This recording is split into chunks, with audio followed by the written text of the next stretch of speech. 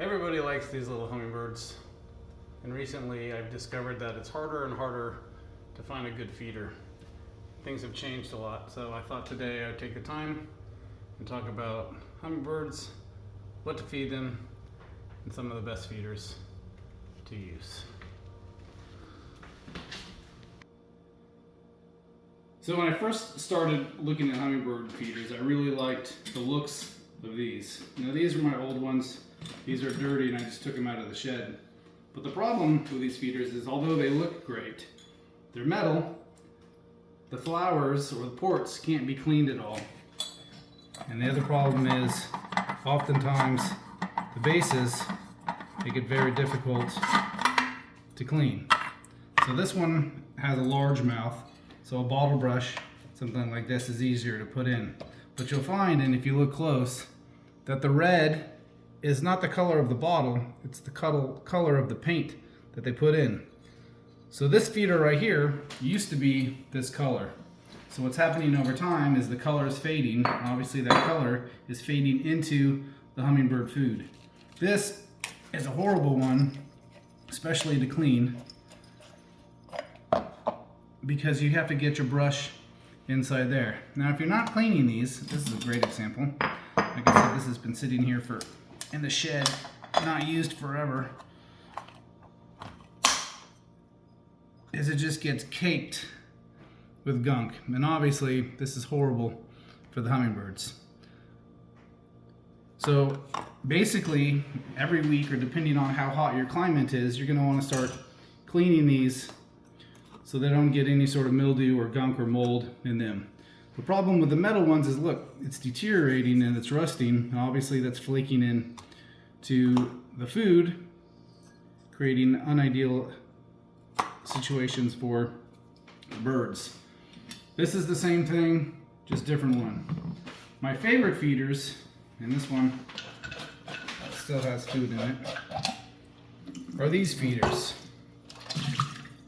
And what I like about these feeders is we have plastic top, and this is one of the bird's favorites, plastic flowers that just pop out, and they're very easy to pop out. And it has a clear plastic bottom. Now for some reason I'm not able to find these online in the size that I want, and having, basically this one has 7. This is a newer one that I found online.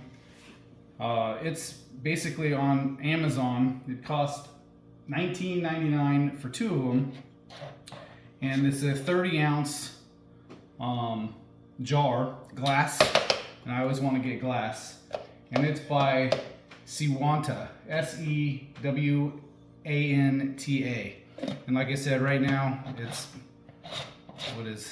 what are we in August 2024, and these are, for 2 of these, they're $19.99. So great deal.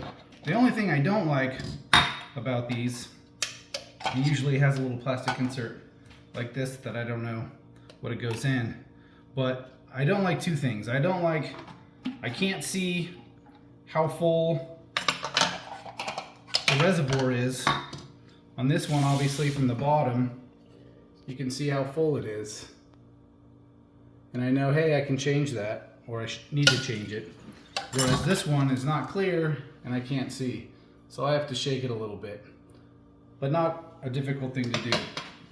What I don't like about these is they have since changed, and a lot of hummingbird feeders have done this, is they've changed these to rubber, right?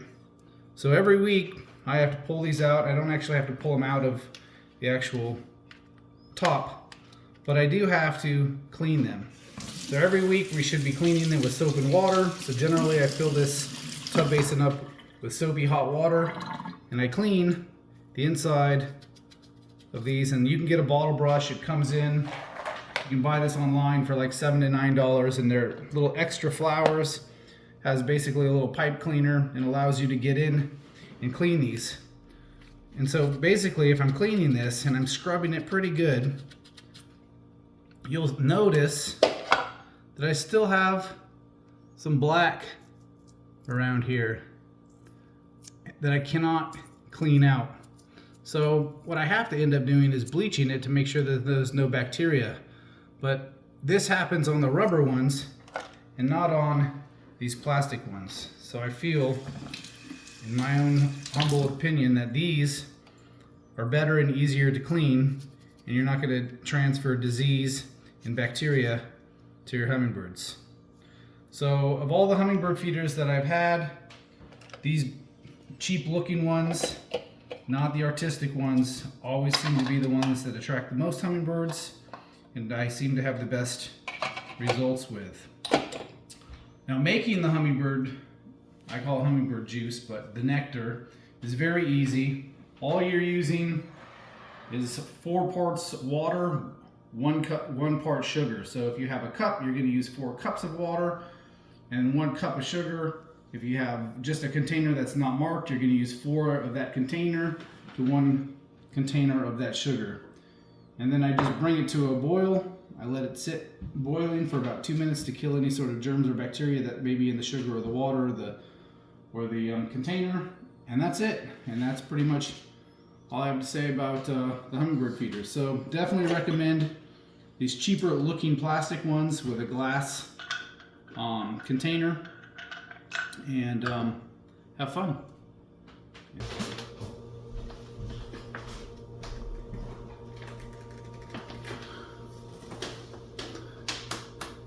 In the evening time, I generally have these all 7 seats occupied, and they'll have some extras flying around trying to get on.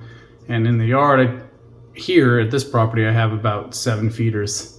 They're not all occupied all at once, but this seems to be their favorite feeder.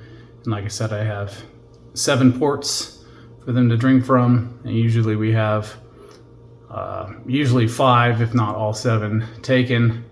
And then I have a feeder pretty much 10 feet away from it. We generally have about 3 to 4 on that. We have another feeder around the corner, which typically has about 2 to 3 on it. So all in all, we have probably about 20 to 23 hummingbirds in the yard at one time. Like I said, especially in the late afternoons, just after sunset.